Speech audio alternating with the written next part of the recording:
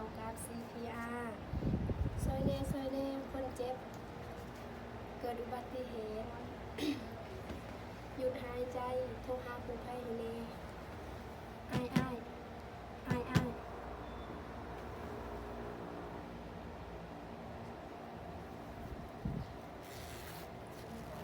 คนเจ็บหยุดการหายใจหน่อยกระดูกสะเตะหากระดูกดินปีนุ่มเบืองขวาหานุ่มเบืองซ้าย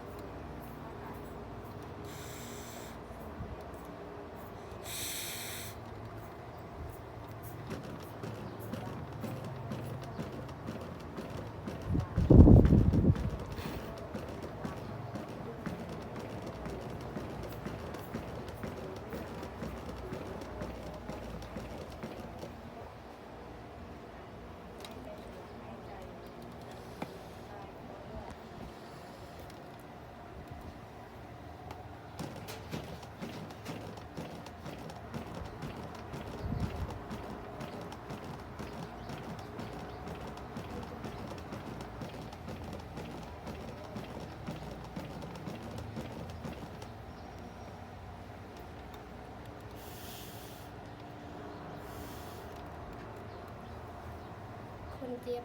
กลับมาจรกลับมาเต้นแล้ว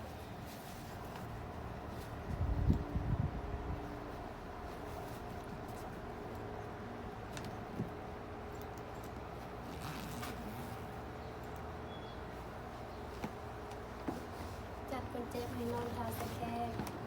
เพื่อหายใจสะดวกเพื่อให้สิ่งเปปอมไหลออกมาติดตามกรรมจรว่าเป็นหายใจแล้วเอาคนเจ็บขึ้นรถกู้ภัยแน่คนเจ็บ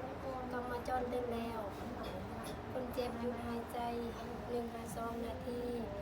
สาเหตุอุบัติเหตุหยุดหายใจ